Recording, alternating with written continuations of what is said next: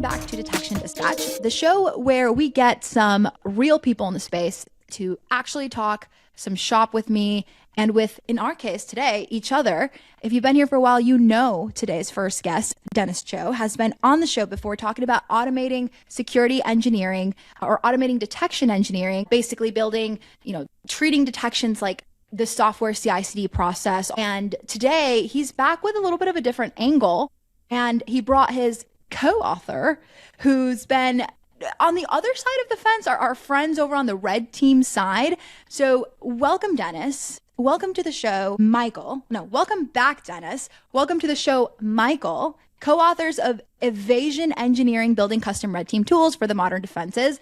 Thank you guys for coming on.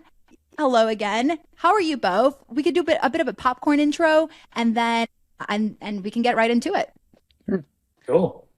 I'm doing all right. I mean, it's summertime. I've got my trolling shirt on just for all of you. Ooh. And yeah, retro rifle. So, you can get a nice Hawaiian shirt with little guns inside, and it's pretty funny. Oh, wow. It is looking very Hawaii. Although I don't think I've ever seen anyone in Hawaii with a gun. Hello, Michael. How are you doing? How's your summer?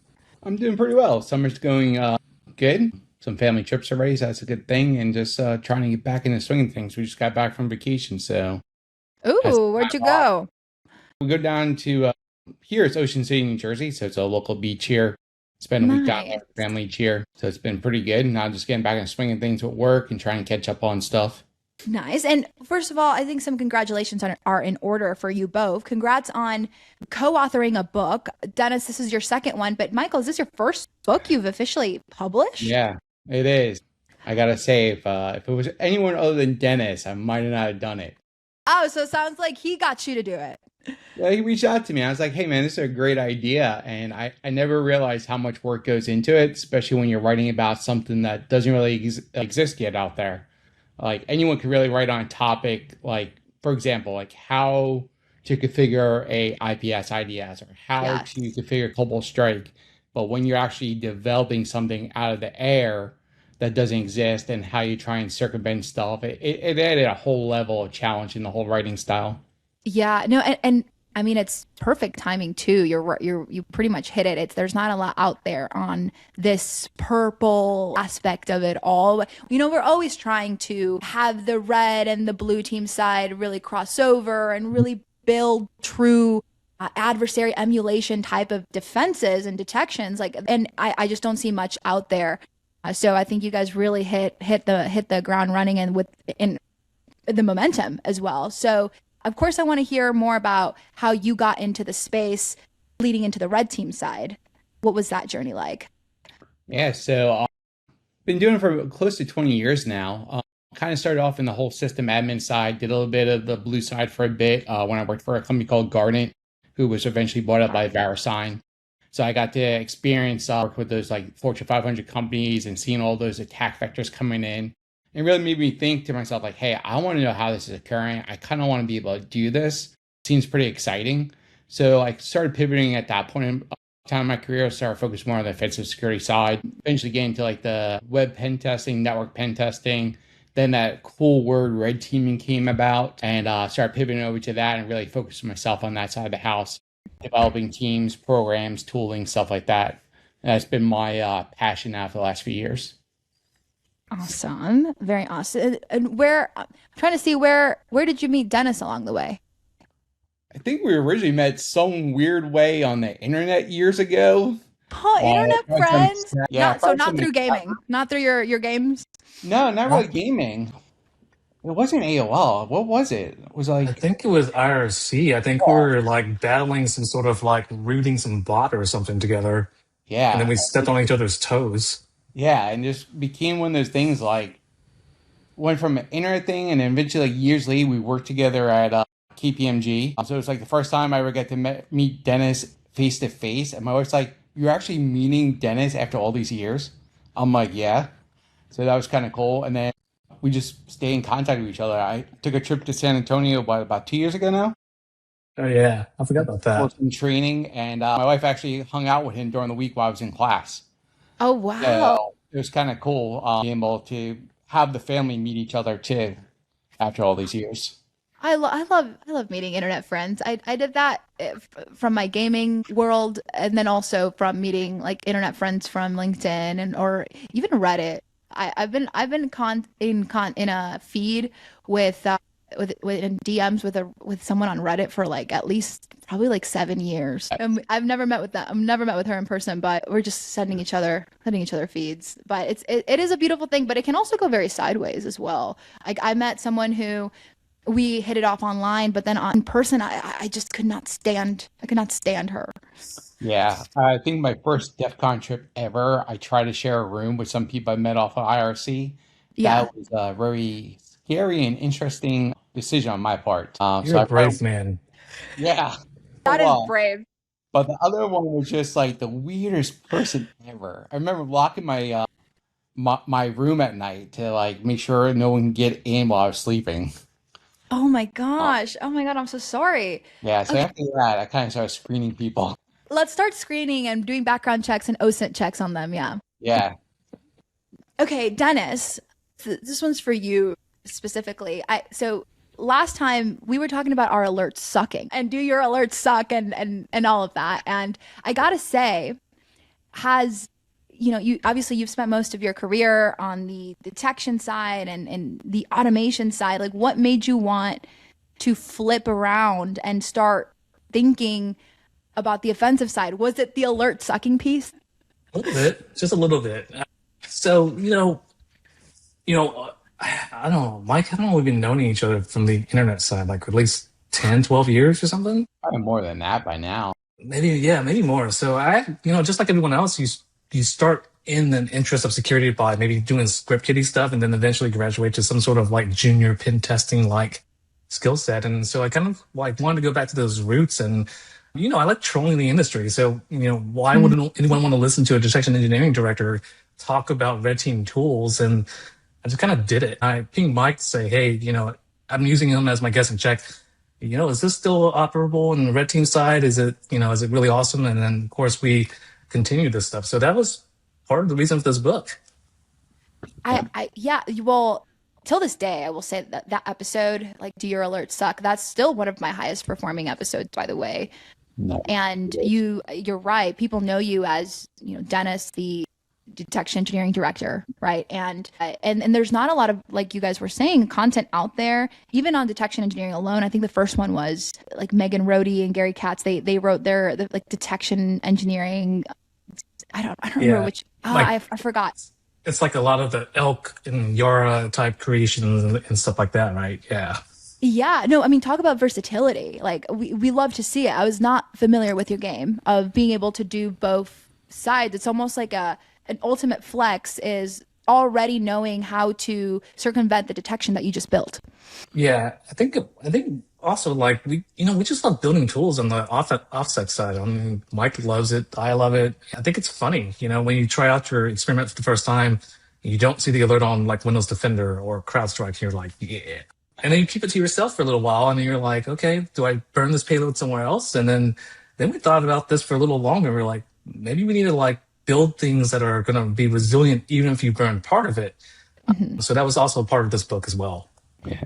And I'm seeing like, so you pretty much went on MITRE, what is it, the Ingenuity, adversary emulation, GitHub, and you were like, no, none of this shit works. Like, I got to build my own thing. Oh, absolutely. I think everyone's using Kali. There's some sort of Cobalt Strike bootleg somewhere out there, and it just doesn't feel right. I think in the spirit of just having fun, and like I said, I love trolling the industry. Wouldn't it be laugh out loud if you just didn't use lol bins at all? You just created your own tools and you had like the most Mimikatz type capability without having to run Mimikatz. Maybe it's Nyamcat as your next tool, and then you created it yourself instead. Yeah. That remind me of we were at a Spectre Ops conference and someone renamed cat to dog and it did the same thing that cat did, but it was just dog because he wanted just to troll and be different. I, it, Yeah. isn't this what this is all about? Is just trolling and just figuring out something and then randomly you just come across it. Oh Oh yeah. yeah, yeah, for sure. I Uh, mean, brittle detections. exactly. Well, that's a good point. Well, looking back on book one versus your second book, not that it's a sequel of any sort. They very much can operate standalone, and they don't build upon each other, at least I think. But it's still, your same brain, different hat, right? Did writing the offensive side change how you're thinking about the detection and automation work, like that you described in book one, would you say? Oh, absolutely. I mean, there's a lot of still good core fundamentals from book one. Detection as code. Everyone knows CI pipelines now. I think it's kind of like a known foundation for DE people. Yeah. But then now I'm like, oh man, we have to be really accelerating how we experiment and create, robust detections. And it's no Yeah. longer just really good red expressions. It's no longer just really good machine learning and regression. Now you have to build whole agentic systems, which we've done, but then we have to build those at the same pace as Michael is creating payloads and exploits. And so, like, to be able to build that is something I think we also need to be working on in the industry at large. Yeah, no, totally. I want to get into the why now as well, because I think you brought up that good point about now the agents are in the mix, and I think this also gets into that question for both of you. The book specifically, the whole premise is, your tooling is public, it's already known. Where did that idea kind of click for each of you to start basically doing it now? Yeah, I think for me, it had to be probably my last job more so than any other jobs previously. Up to that point, I think a lot of our blue team side, our sock side guys in previous roles were not as advanced as they are now. And I think Uh-huh. as those roles have increased and the teams have become more well defined, has made our lives harder and harder. Then you bring in AI as well. So AI is now quickly identifying a lot of these items. You have behavioral analysis as well. So I download a file, I execute it within a minute, 10 minutes later, they're like, hey, those are two bad things. And what should I do about this? It was probably sitting there, banging my head against the desk because we were using Cortex EDR. And no matter Mm, what we did, it constantly like, no, you're bad. You're bad. I'm like, dude, seriously, I just ran the who am I command. Like that's the why are you saying I'm bad? But then it was basically saying, hey, 5 minutes ago you went out to this website and you did this. And I was like, all right, so how do we overcome this and how do we start looking more like a normal system and not as an attacker, and how do we become more be able to hide better within the system there. But at the same time, as we were developing these tools and being able to hide and overcome, it took us a few months to really figure it out, like how to write these tools, how to start hiding, how to make them adaptable. But once we did, it caused a whole nother problem. The idea of us versus you became a big issue, and we had to come up with a way, how do we keep our blue team, our purple team engaged and keep them educated as we go about this, but still not burn these tools at the same time. Because as soon as you burn that tool, we're back to the drum board, we're rewriting stuff. So as we started developing these tools, we had to make them flexible to be able to quickly change them to be able to do the next op if they burn those tools during that time frame. But at the same time, we didn't want the purple team guys to say, hey, this is not fair, or we don't want them to have that black eye. We want them to be our business partner and work with us through this. I think you touch on a good topic, actually, and that's red teams and blue teams are very commonly disincentivized from working together Mhm. because, like on the red team side, you're thinking about it like, oh, well, if we share, what we're about to do, then the blue team already knows kind of how to build the right detections. And whereas on the blue team side, your success often means it's their failure. It's like, oh, well, why did they get it past you guys, right? So Yeah. they should be working closer together, and yet they're disincentivized. They're hesitant to fully disclose everything that you're doing because you're gonna constantly try to circumvent each other. So it makes me so happy that you wanted to partner together and really kind of create this dance of the blue and the red better to hence create purple. Yeah. Yep. We created what we call trusted advisors. Okay. So if you are a part of the blue team, you found us, or you Hmm. think you found us, and you can provide us some reasonable piece of data set, a log, a trigger or something, we will let you know if it was us or not, of course. But then you became part of our team too. So you joined the calls with us. You sat there, you had inside knowledge of what we were doing as we did it. So you could be our point of contact to feed it up the chain. So if alerts did pop up, you were their main point of contact. So that gave them Yeah. that empowerment to say, hey, they trust me enough to do this, and I did a good enough job to find them. Let's go from there. Yeah, I can't stress enough too, and Dennis, you probably feel this as well. Like I think any type of prioritized output is much more, it's better in the backlog priority than just someone, I don't know, someone just gut from a gut instinct or looking at the news saying, okay, let's add this new detection. I think we would prioritize any kind of red team assessment over just headline chasing per se. Oh, absolutely. You need to meld it too, right? The whole point of TIE, right? TI plus DE is threat informed. This is the ultimate threat. And it's because they can prove it too. Not just prove it from a pen test perspective, but red teamers evade and prove it.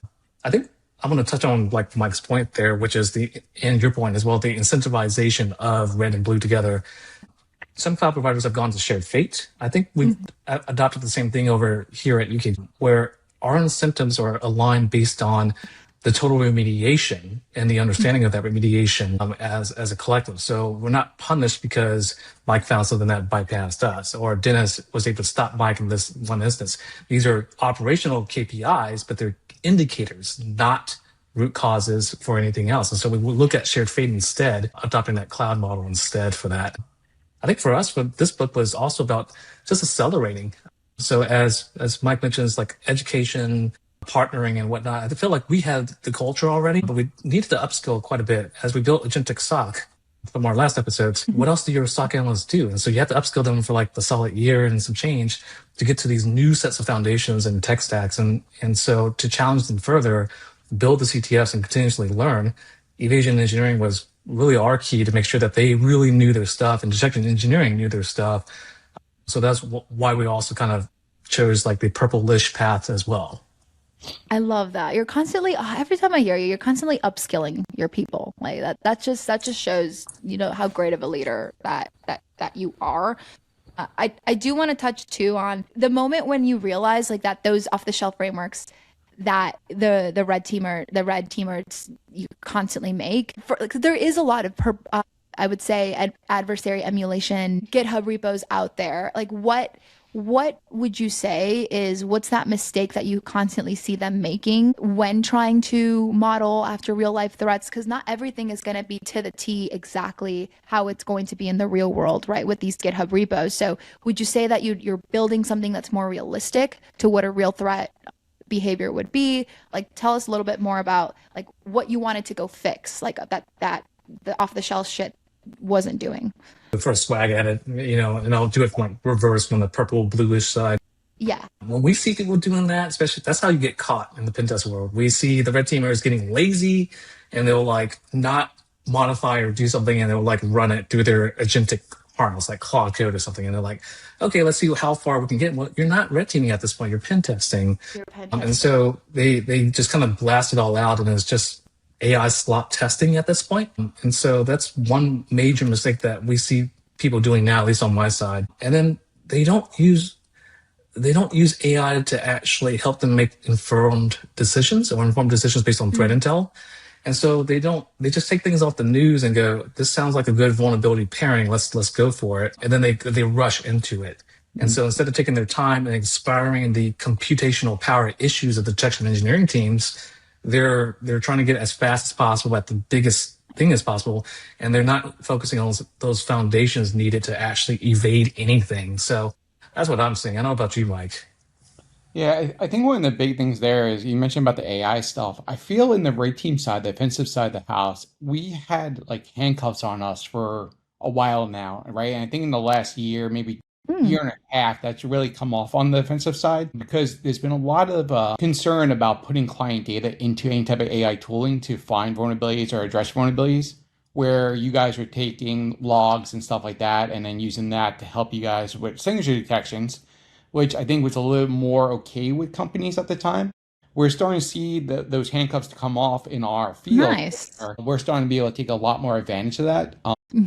Recently, I started working for a consulting company where we have a lot of red tape about where we can use AI, where we can't use AI, which parts of AI are allowed versus not allowed. But as Dennis mentioned too, now that with AI, it's been making life so much easier to modify tools, to come up with new attack vectors, to build these applications on the offensive side to become quicker, smarter, more undetectable.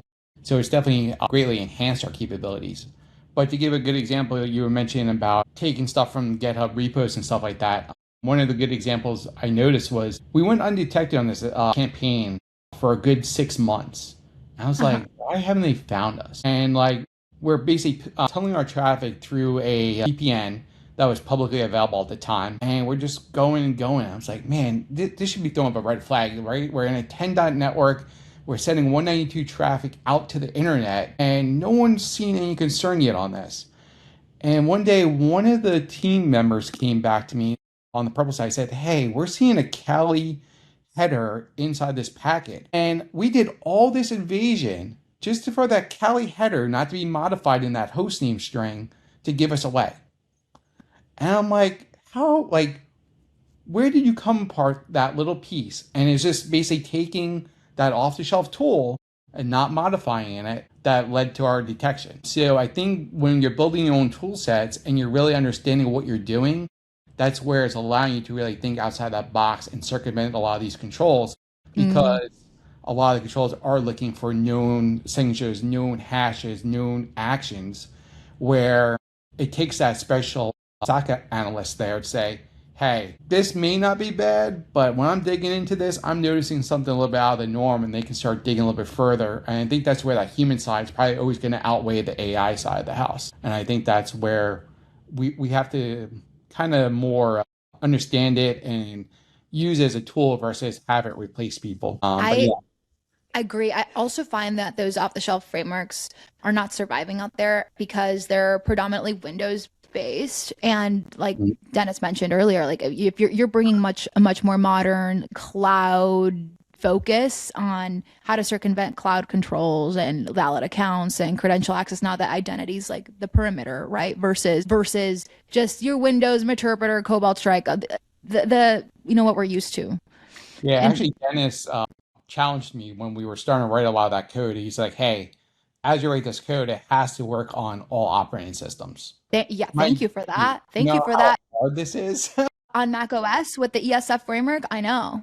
I Yeah, know. that was the funny thing too, because I was so used to using the Intel on my Mac, and then all of a sudden I got the new Mac, and I'm like, dude, nothing's working no more. I'm like, this sucks. So coding all that, thankfully I had a Mac, I could test it. I think I was throwing my executables at Dennis, like, hey, run this on Windows for me, until I went You out and can bought a you cheap can Windows. virtualize a Mac. You can virtualize up to 2 Macs for free without licensing.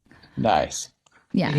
He wanted to test to see if I was still awake or alive, and I think it was just I think it was his punishment to me. Well, you learned a bunch of Go, didn't you? So don't complain to Yeah. me. Actually, and that was the funny part too, like using Golang, right? Golang's been out there for how long now? Years, right? But not everyone's using it. So just even a simple Go language executable is going undetected because no one's really writing stuff in Go. So No. like the fact that we could write something so basic and 99% of the AVs out there say, "Oh, you're good to go." I'm like, that's weird, man. So I when he presented that, and I noticed that, I was like, dude, this is somewhere to go, and I use Go to this day.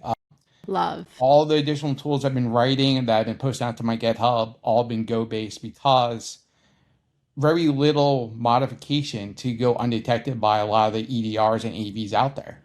So Yeah. It's now I still just learned I'm that. still thinking about what you said. Like how are they still finding Kali in an environment? Like don't we all know that? Don't we all know about Kali by now? Yeah, you would think so, but I think it comes down to how those environments are getting spun up. I think on my side of the house, I think as I grew up and I came through all these different organizations, I'm just starting, I think, to hit those areas where we're starting to see such a well-defined, well-educated SOC, right? I I feel think you. a lot of the jobs I worked in the past, they were still very immature, where simple things like that were just going undetected. And I think Mm, now we're starting to see this whole push. I'm seeing a lot of the stuff, as Dennis is talking about, the powering his SOC guys, stuff like that, where we're starting to see these larger scale operations, a lot more smarter people out there, a lot more focus on that side of the house. Back in the day, everyone wanted to be a red teamer, a defensive security guy. Now we're seeing a yeah. lot of guys I want to be a defender. I want to find these guys. I want to figure out how to do this. And I think that's building these stronger programs out there where it's making our lives harder and they're able to find us faster. Yeah. And I mean cuz you've built out the red team. You built out the red team at Fidelity and KPMG, and you've been in pharma. You're at Protivity now. Like you've seen so many different size organizations, different makeups of teams. And even today, I was just speaking to someone recently, name like literally household name, food and manufacturing. And they were saying how they manage 8 different Sentinel environments, and they roll the same config to all 7 of them. I'm like, but there's no way. Like, there's some of them were kind of inherited through acquisitions. Everyone has a different makeup, like a different environment, different threat landscape. Like, how do you roll out the same config or based like I'm talking detection, content rules, network hierarchy, like specific SIM specific stuff to all 7? Like there's no way, and this is just like normal operations. And I can imagine that's the same. You see it's the same on the red team side. Old school companies that still operate very old school, I guess I should say. Yeah, it's amazing how many times we get on an engagement and you look and you're like, how does this still exist in this environment? Or why? Yeah. It's really the question should be, why does it still exist in the environment? And then you look at it, like, especially healthcare, right? You got to understand, like, healthcare, they're so regulated that a lot of stuff can't be updated for one reason or other. Yeah. Or it may impact a patient or something along those lines. So it always comes down to not only we're finding all these vulnerabilities, but how do we work with them too to help protect them? Because sometimes they just can't change them. And how do we then give that data over to the SOC teams to say, hey, we know this can't be changed. What can you guys do with your tooling to make sure that an attacker can't get there in the first place? Mike, I think you bring up a great point on that with the remediation portion. I feel like in the OffSec side, you remember this time too when I was there, most people didn't do a good job providing the remediation recommendations. They would give a 1 or 2 line blurb, regardless if they were red team or pen testing, and they wouldn't give those nitty gritty details, like admin on keyboard details of how to get them the most bang for their buck. Insert IPS here as your virtual patch. Like, who does that anymore? So I feel like we got to do a better job to harden and provide open source solutions whenever possible for this. Yeah, and I think that's one thing I'm starting to see a lot more too now that I'm at Protivity is as we present our reports to our clients in our remediations, it's no longer like, hey, you need to implement least privilege, right? It's how do you go in there from a cloud aspect or AD aspect, and how do you actually configure that to provide that level of security configuration for that client?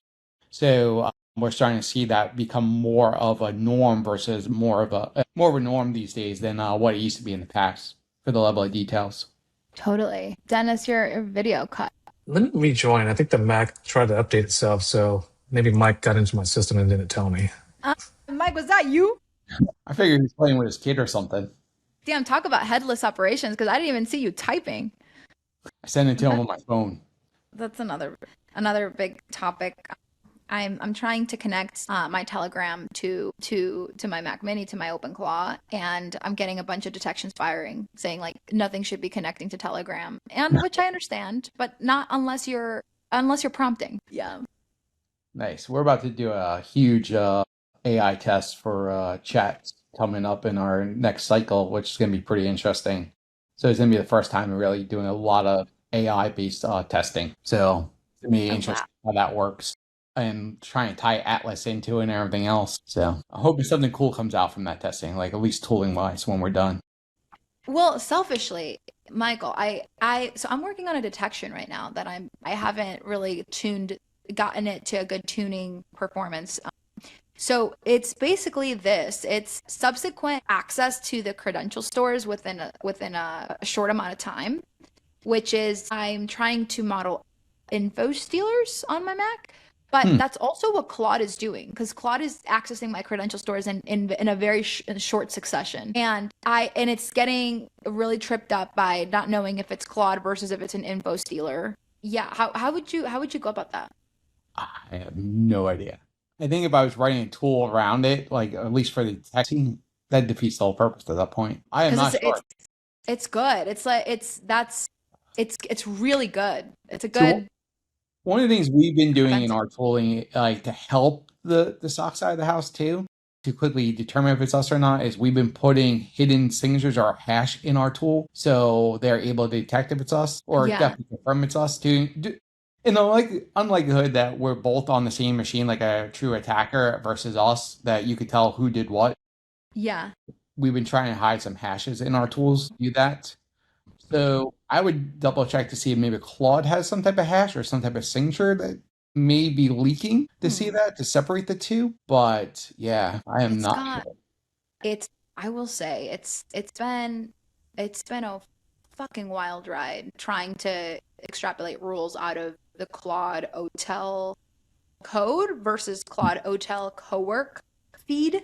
Because it just gives you all this nonsense information about token usage. It doesn't really give you anything prompt related because you're trying to uncover prompt injections and what people are prompting it. But Claude Hotel is just so it's like the data feed is so shit. I need to look at that more. That and cowork, I gotta look at more. I recently just gave in and bought a Claude license, to be honest.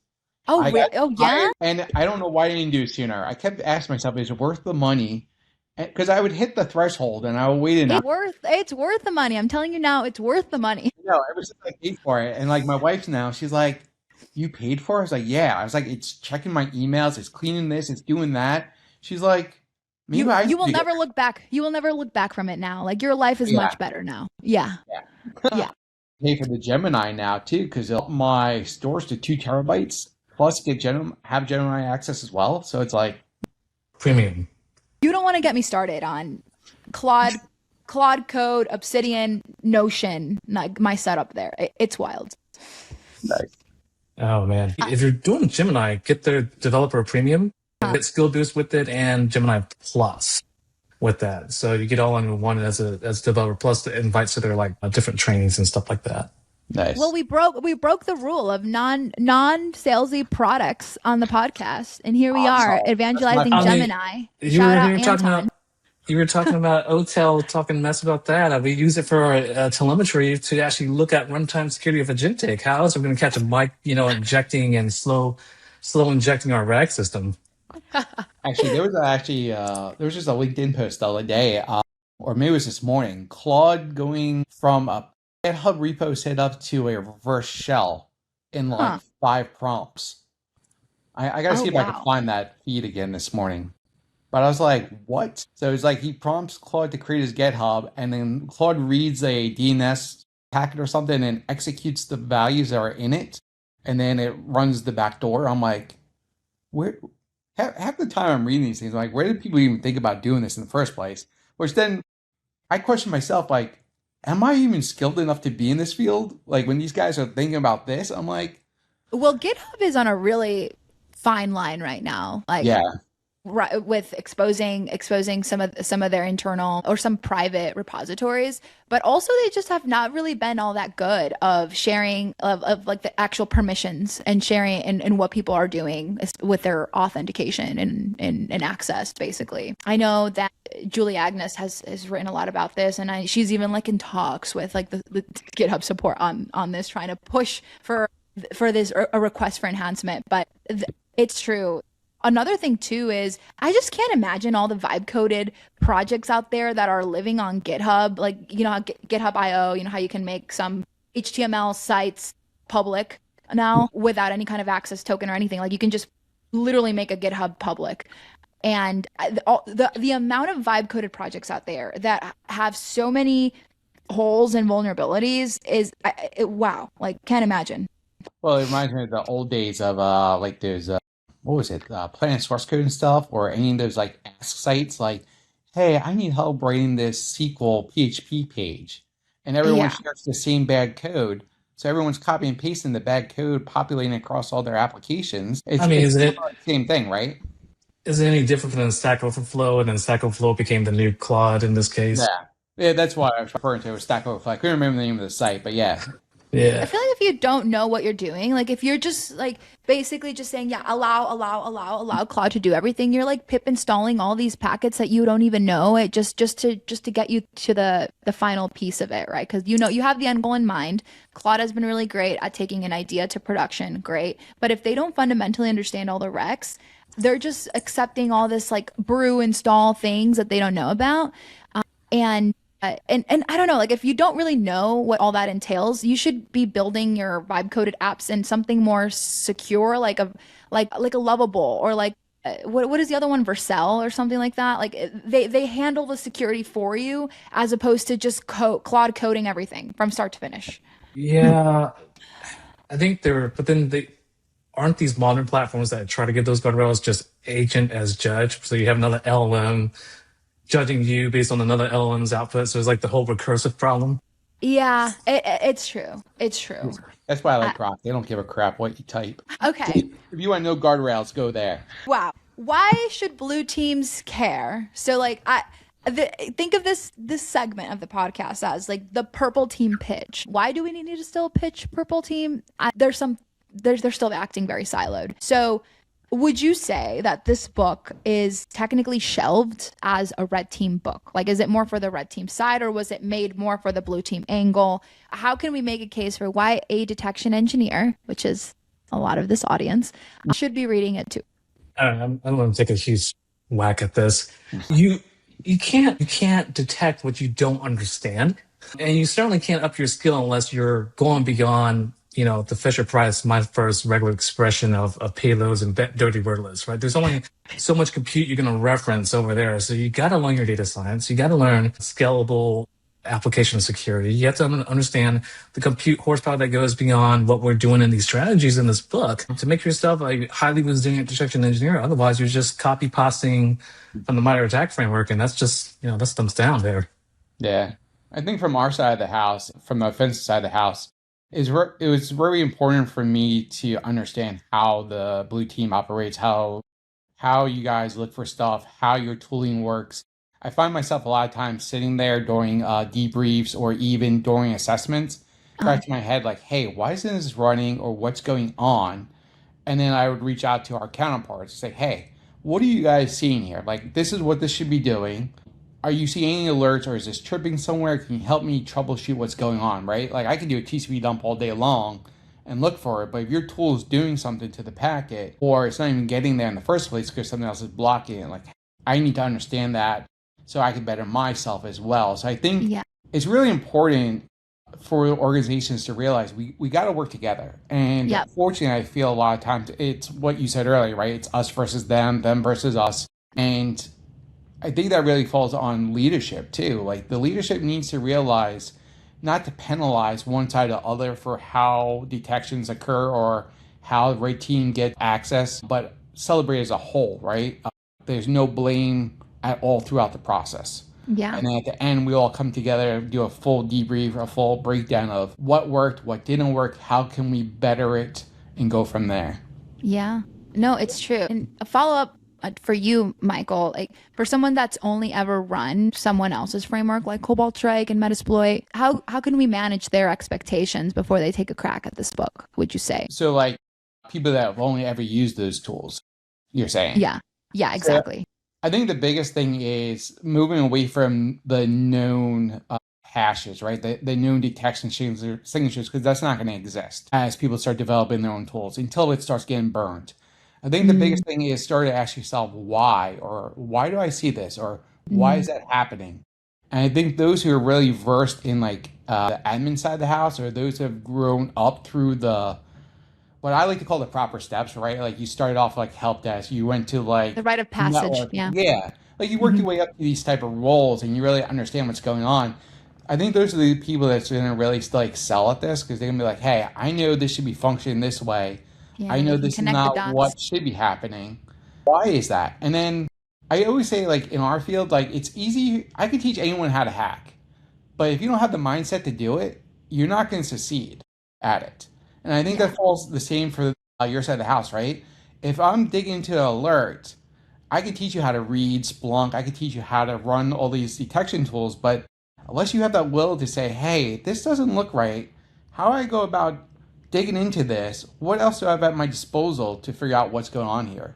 And I think those are things that people need to start thinking about, not always just relying on the tools. That inner feel of, say, something's wrong, and going from there. Yeah. Sorry, go ahead. I mean, I gotta say, thank you, Mike, for saying that because it applies to both sides. Please, as an industry, please continue upskilling. Please be curious. Yeah. Without that, you're not going to be any good. Yeah. Agree. Totally. Totally And eventually, like as You're right, no. Eventually, the tools we wrote in this book are going to be burned if they're not burned already. There are some people out there that already had access to this. So there's probably people that have been playing with it. I even know as we finished up writing the book in December timeframe, there was a couple of people that posted similar topics out on LinkedIn that I'm like, whoa, that's a little too close to home. Don't release don't release stuff yet until our book comes out. I'm thinking in my head, pushing on No Starts to say, hey, get this out sooner before this is no longer relevant. So things do get burned out there. So it's always gonna be a cat and mouse game. I think we have to start moving away from the signatures, the hashes, stuff like that. We're going to be moving more into behavioral analysis, more of like why things are occurring to really detect anything that doesn't exist currently. And it's always going to be a cat and mouse game. Like there's no way around that unless AI replaces us all somehow.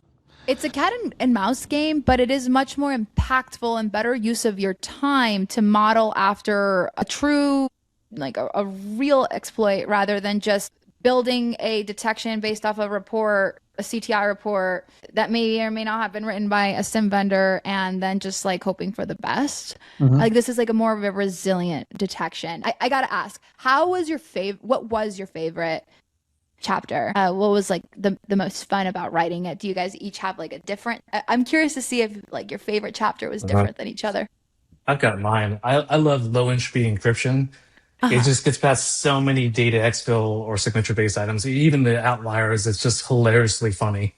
Ooh.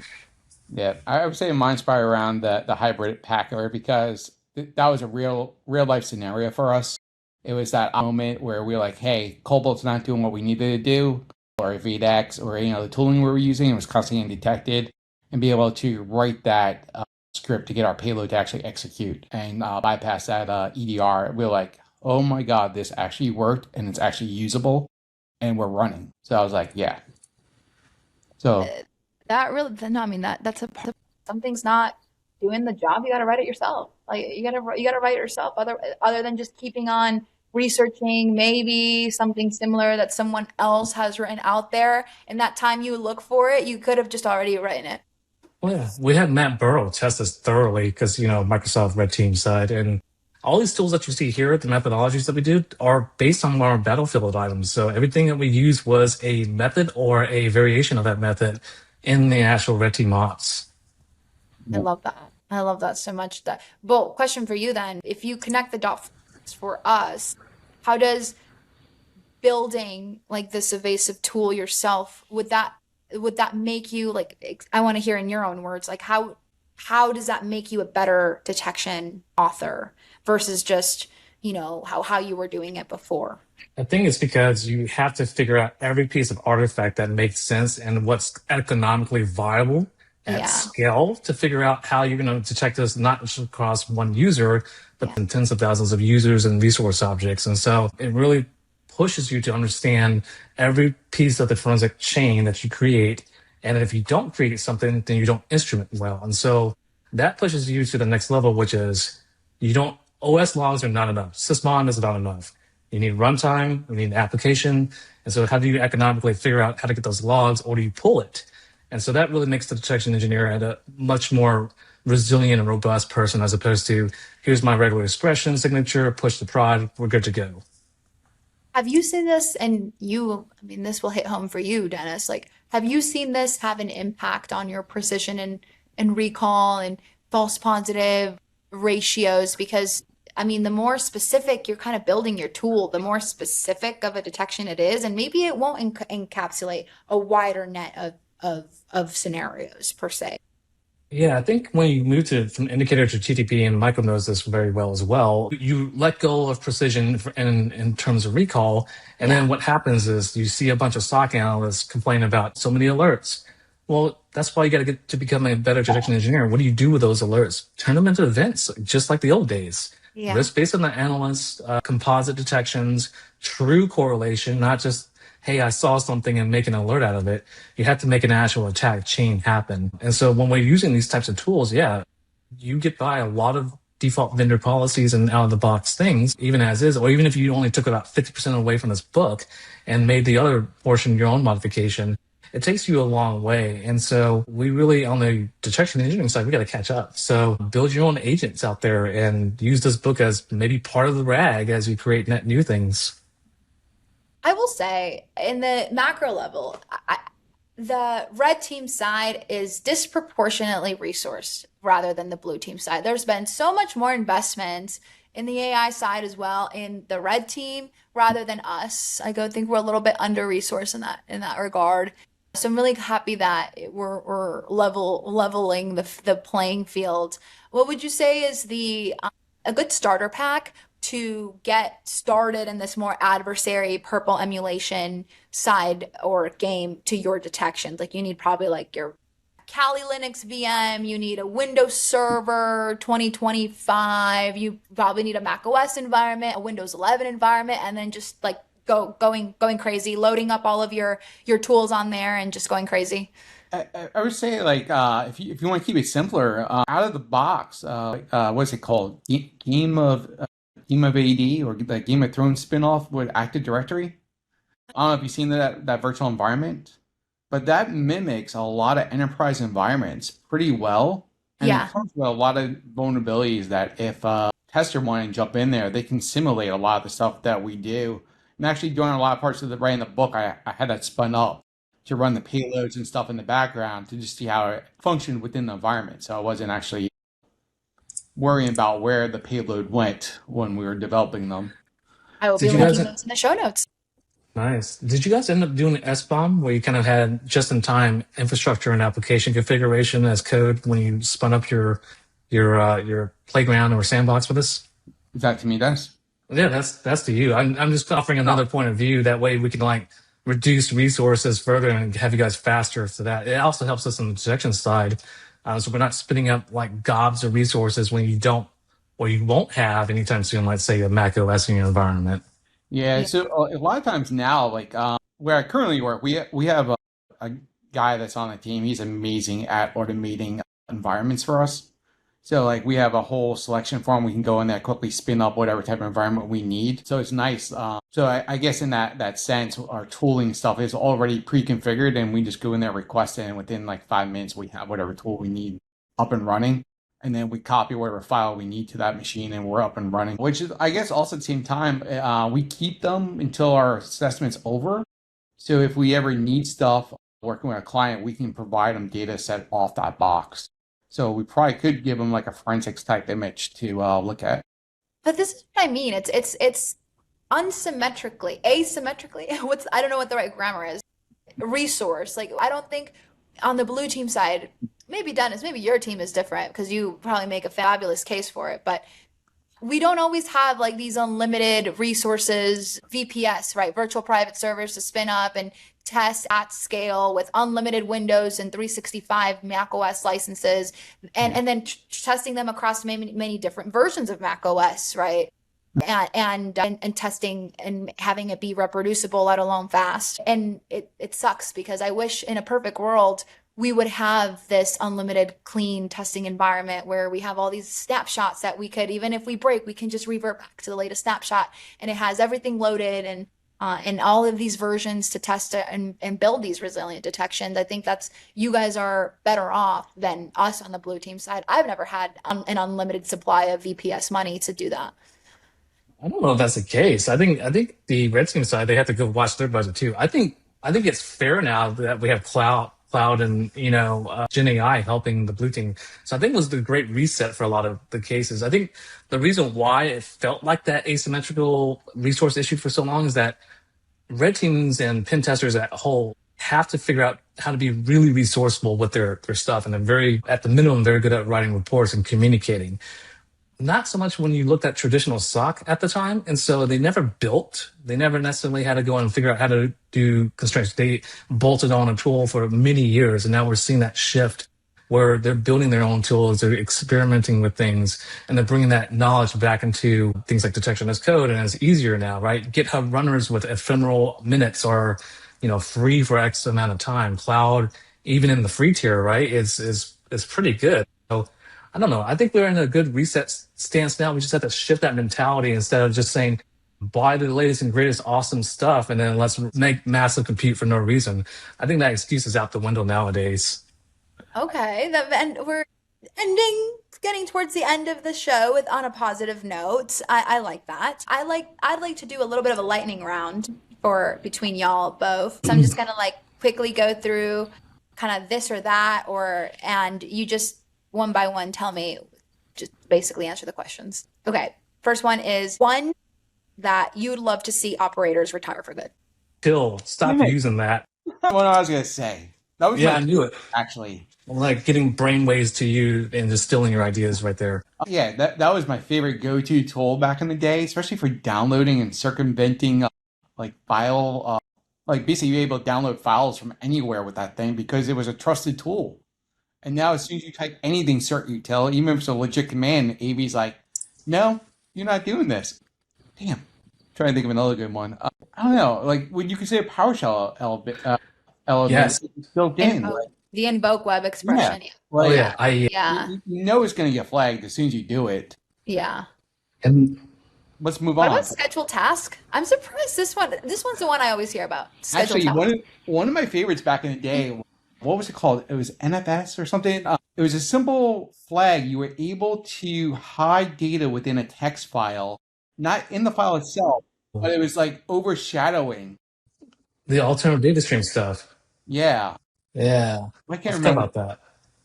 Oh man, I'm going to have to remember this now because we used to use it all the time at the CCDC.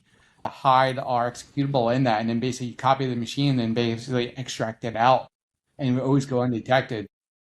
Oh I, man, I'm gonna have to look this up I now. think it died though in '98. I don't think it can do it no more, from what I remember. But Well, yeah, it has to be the same. It has to be the same file system as your yeah, destination. So if it's NTFS, yes, you have to worry about that going back through. And it was already serialized. Apparently, you could just use the redirect caret and a colon. that's what. Yeah, basically that's what we were doing. Yeah, you were Yeah. redirecting the file into the file. Another one that's dying, I think, is the macro enable, like the fuzzy, like when it shows up fuzzy. Yeah. Yeah, I feel like Yeah. we're beyond that. Bring back paperclip. Right, Clippy. Okay, second, 2 out of 3. Most satisfying time that you've got caught mid-engagement. Anyone wants to admit that? Yeah. I would say it was satisfying in the sense because the drama that occurred from it afterwards. Politically, It was well, like politically turmoil, I see. it wasn't even political turmoil. It was like the fact that like the guy was so upset that he broke down and had to take a day off of work God. from it. We That's were doing awesome. a social engineering engagement, and it was like midnight, and we literally printed out fake IDs on pieces of paper. So like a Florida fake ID, we copied our faces into it because to get the help desk to reset your password, you had to hold your ID up to your camera. Now help desk is over in India, like they don't know what our IDs look like really. So we got a hold of someone's creds. We needed to reset the cred. So we called them. It was like 12 o'clock at night. We held it up. As they were resetting our password, the guy just happened to be awake at that moment in time, got noticed. He called in. There was an argument between the help desk guy, him, and us, like a triangle going on of who's the real person. Eventually, they did reset it for us, not believing him. And in the morning, there was a whole like SWAT call, like what the hell happened last night? And he wasn't on the call, and we're like, where is he? And the CEO was like, listen, he had a mental breakdown. He couldn't come to work today. And I'm like, seriously, over this? Like, it was just like one of those classic moments. I'm sitting there like, I don't want to laugh, but I need to laugh. And my boss was looking at me. He's like, dude, what did you guys do? And I debriefed them beforehand. He knew what we were going to do that night. But like when we explained exactly what had happened on the call, everyone was laughing so hard, which made me feel even worse for the guy. But yeah, it was just the perfect storm that happened at that time frame. And he was like our ace of spades. Like his access was key to the kingdom at that time. Oh my God. I mean, I will say I've crashed out for lesser things before. But can you imagine? Like, so Claude Tag just came out last week, right? Where now you can prompt it, within a shared channel, and it can even, write to you guys too. Imagine all of this dialogue happening in the shared channel with Claude Tag. Like, Something about Silicon Valley, some horrible thing that would come from that. Literally. What about you, Dennis? Most satisfying time you've been caught? Because you spent some time in the red team side, which I'm sorry I didn't know about. I really thought you mainly stayed blue the whole time. So that was Oh, enlightening. I've come in and out. Mike just shakes his head every time I switch over to the different sides for no reason. I can't beat his story. So it's not gonna be nearly as fun, but it's comical in a really funny sense, in this sad sense. So I also did hospital pen testing for a long time too. I got in, and this was this supposedly PCI type of test engagement. Got in there, just wrecked the hell out of this parking garage system. I kept opening and closing the gate, and then I was doing changing of the credit card information, and supposedly it was non-fraud, but turned out to be fraud by accident, which is partially the reason why I got caught. And the SQL logs were being spooled. The only reason why I got caught was because some DLP was turned on, that was unannounced, and they were doing scans. And so they weren't, by the time the spools of these SQL files would go out and back up to these different NAS arrays or even the SAN systems, they were doing these scans before they actually compressed and encrypted that zip file or whatever they were doing with those tarballs. And so, like, I get caught in the most stupid way possible, which is like PCI data going across the network that seems like, stolen credit card data. And they eventually sit there and I'm like laughing out loud, sitting on the other side of the building because I already compromised their cameras with default passwords and stuff. And I'm watching myself like open and close the gate, and these poor cards are trying to get out of the garage. I'm cracking the hell up. And so they're like, where the hell is the pen tester? And someone from security eventually finds me, and they're like zooming into my screen because I didn't have a privacy screen. And they're watching me do this shit in person. They're like, and of course the security team is like, yeah, we got him. We got him real good. This is what he was doing. I'm like, yeah, only with IT's help and physical security's help did you get me. Otherwise, you had no logs for this. Oh my God. And this guy's just out there just still walking free. We're both knocking on wood on some of our engagements. Yeah. Oh my gosh. The Last hotel one, you almost got tackled. Oh, that was great. Yeah. Okay, I've never been in a physical altercation, but I feel like the job sometimes calls for a little bit of violence. He's there poking at this printer and everything. He's looking pretty shady. And I see the security guard coming up. I'm like, oh, Jesus. I'm like, and before I can even say it, I see the guy like rushing him. I was like, oh, God. And then it's like, no. I'm part of the team. Don't hit me. I was like, oh, God. Oh man, yeah, it was great. We had a mutual client at that point, and we weren't allowed to stay at that hotel. Yeah, Any- and it was empty too, but we couldn't stay there. Yeah, it was fine. Well, we got them real good. We got like all their phone calls and stuff. So yeah, we got some nice transcripts from that. Damn. The closest drama that I've kind of encountered in person was when there was like a box of I don't know, I don't remember if it was external hard drives or just USB files that no one could track who sent them.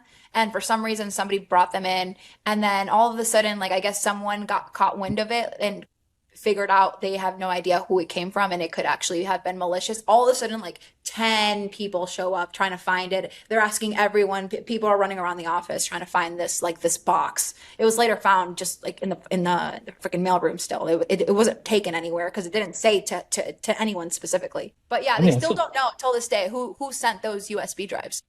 So what you're saying is go and denial of service your SOC team and just like dropping USB flash drives in the parking lot. Yeah. But how did it even get into the mailroom? Yeah. Like it must have gone through the post. There was a lot of that too. Our We threat used to intel teams talked about this. Stick like Pwn Expresses and stuff in the mail and like ship it to someone we knew that was going to be out for weeks and running off a battery pack. So basically it's sitting in a mailroom attached to your wireless network, beaking it out to us. And it would just, Man. Damn. Did you 3D print when 3D printers started coming out and being affordable, like a casing? So you'd like get an admin and like send him or her a gift, and then it'd be from like the boss, and then like they would plug it into it has to be a USB A right into the network in there, and it's going to be ultimately powered like a Raspberry Pi underneath. nice. No, I just use packing peanuts so you wouldn't want to even take it out of the package in the first place. Oh man, but isn't it the ultimate troll when you got something that's like painted and it looks like it's supposed to belong there? I don't know. Literally. One thing you wish, Dennis, one thing you wish you've known before writing a book, one that maybe made book two easier? And then for Michael, maybe this one is now, I guess, what is your second book going to be like? I'll let Mike answer first. I don't know. I think I'm going to need some time before I think about a second book. Would I do it again? Probably. I would need to really sit down and think it out better. There was a lot of challenges in my head as I got into this that I didn't really think about. Me and Dennis had a whole debriefing before I got into this, like, because he knows my schedule's crazy. He goes, "Are you sure you got time to focus on this?" Time. Yeah. And I'm like, "Yeah, man, yeah." And I'm like, "What the hell is going on?" Well, selfishly, can I make some requests? Like, I think you could really do an interesting social engineering angle. I think you could Yeah. do a very interesting Claude Hotel telemetry angle as well. Behaviors that act like info stealers that also act like AI agents, pretty much. Yeah.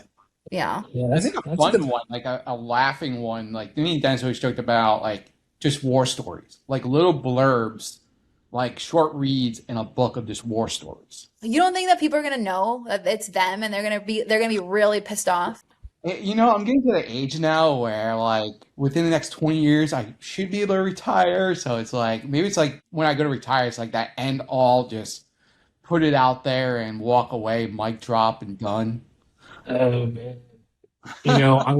I'm going to force you to make that now that you've put it out there, just to see what would happen from the response. One thing I wish I knew before writing the book one that made it easier for book two, have Gen AI help you with extreme concise grammar and what your publisher's template is, and look at the other books and how they force those poor authors to write. It's funny you say that, Dennis. There's actually an AI now out there just for publishers. One of the one of the authors I follow for my EMP type stories, survival stories I like to listen to, was talking about this yesterday, and he basically uploads the format in there, and it does it. And I'm like, where was this a couple months ago? Oh yeah. Well, I mean, to be fair, we were trying to in our third and fourth revisions, be prepared for all that stuff, and then like they'll have conflicts between the different editors, and it's interesting. The other thing is, stop using dark mode when you're trying to write a book. Your eyes going to be blinded because you can't. Most of the time, their book's going to be black and white, and so it's just going to be dark mode if you do all these strings and stuff like that. So they're going to force you to use like the burning light of light themes all the time, and it has to be this font. Complete pain. So get yourself preset up with their template on your laptop, ready to rock, and just prepare for the ride. That's so good to know. You know what I would also have you try, Dennis? Why don't you use Whisper Flow and then just literally talk your book, text, like speech to text. I don't know if you'd want that either. We have a lot of like absurd comments when things work, and sometimes when they don't work. It's funny because, like, when I'm talking to Dennis, if I have him on speaker, my wife instantly goes, "Is that Chow?" Just because, like, some of the stuff he says, I'm like, "Yep." I feel like your store knows who I am too. Like you have regular customers, and so like they'll be like, that's that guy, right?" The agents can already see you coming from miles away. Well, thank you so much, gentlemen. That's been the episode, folks. Evasion Engineering, building custom red team tools for the modern defenses by these two co-authors here that have graciously blessed me with their deep dive into what it all took to bring this book to life. If this is your first time listening to Dennis, you should go back and check out his automating security detection engineering and listen to that previous episode. Do your alerts really suck? Because that I think is a good follow-on episode, and I really hope that today inspired you to bridge more of the dance between the red and blue and the collaboration and fostering that can happen when these two teams come together. Michael, congrats again on your very first book. You're always welcome back to talk about those horror stories. They're always well received. Links to the books on Pact and Amazon will be available in the show notes, available now to pre-order July 7th. And also I'll link that really cool, what was that? The House of Dragon VM as well. The purple Game of AD. Game of ED. Yes, AD. that VM. I will link that in the show notes. Dennis and Michael, thank you so much to you both for being here. Detection Dispatch, we will see you next time.